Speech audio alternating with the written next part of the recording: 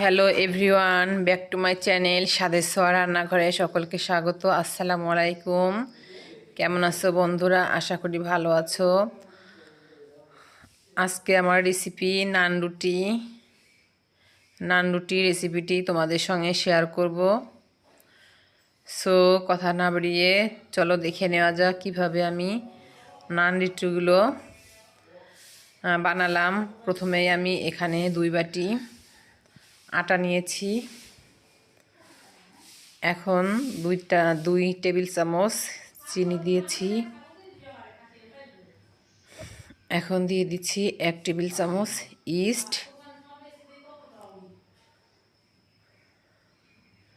আর দিয়ে দিচ্ছি 1 টেবিল চামচ সাদা তেল, দিয়ে দিচ্ছি সামান্য একটু লবণ। এখন দিয়ে দিচ্ছি 1 টেবিল চামচ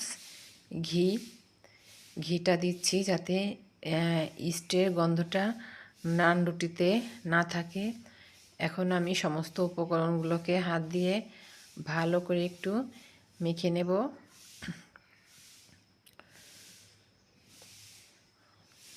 এখন আমি অ্যাড করে দেব হালকা কুসুম গরম পানি। আপনারা ইচ্ছা করলে দুধ দিয়েও এই আটাগুলোকে মেখে নিতে পারেন, কিন্তু আমি দুধ দিইনি। আজকে আমি আটা দিয়ে এই নান রুটির ডোটি মেখে নেব। এখন আমি আটাগুলোকে ভালো করে মেখে একটা ডো তৈরি করে নেব।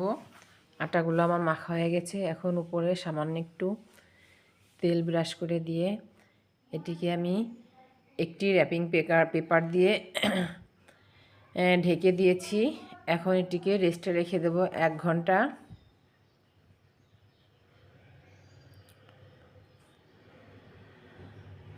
এক ঘন্টা পরে আমি র্যাপিং পেপারটি বাটির মুখ থেকে উঠিয়ে নিলাম।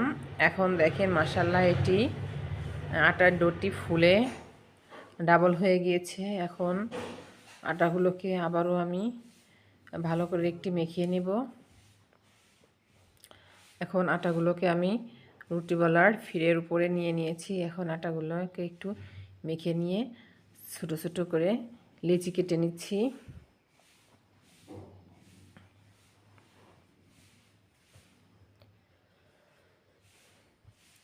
লেচিগুলো কেটে নিয়েছি। এখন আমি একটি লেচি নিয়ে বেলে নেব। রেগুলার আমরা যে রুটি বানাই তার থেকে অনেকটাই মোটা হবে এই নান রুটিটি। একটি নান রুটি আমার বেলা হয়ে গিয়েছে। এখন আমি গ্যাস ওভেনে একটি তাওয়া বসিয়ে দিয়েছি। এ পর্যায়ে গ্যাস ওভেনটি মিডিয়ামে রাখতে হবে।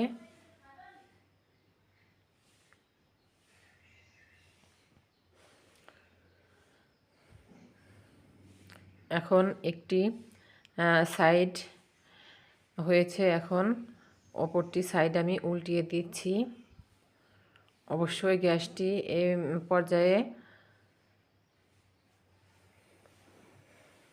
মিডিয়ামে রাখতে হবে, তা না হলে রুটিগুলো ভিতরে কাঁচা থেকে যাবে। আর একটি আমি নান রুটি আমি তুলে নিয়েছি। এখন আমি আর একটি রুটি তার উপর দিয়েছি। এই রুটিগুলোকে আমি তেল দিয়ে ছেঁকে নেব।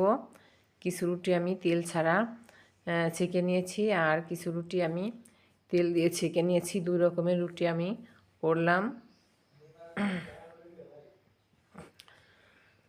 বন্ধুরা, আমার নান রুটি রেসিপিটি কেমন হলো অবশ্যই কমেন্ট করে জানাবে, আর ভিডিওটি একটি লাইক দিয়ে কন্টিনিউ করবে। আর চ্যানেলটিকে অবশ্যই সাবস্ক্রাইব করবে। যারা করেছো তাদেরকে অসংখ্য ধন্যবাদ। আজকের মতো নিচ্ছি বিদায়। আল্লাহ হাফেজ।